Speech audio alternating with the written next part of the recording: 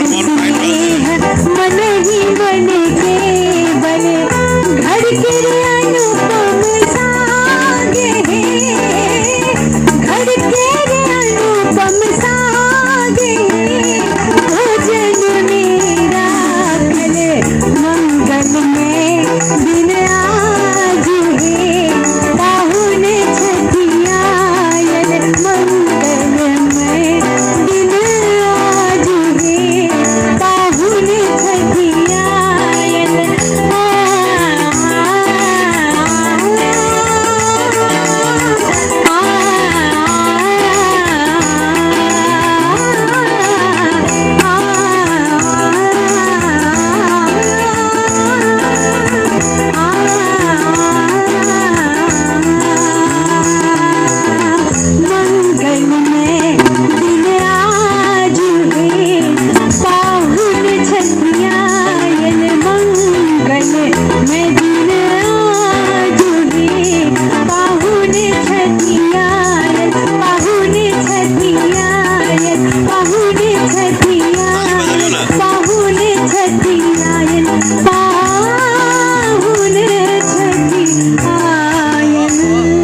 स्वस्ति न पूषा विश्ववेदाः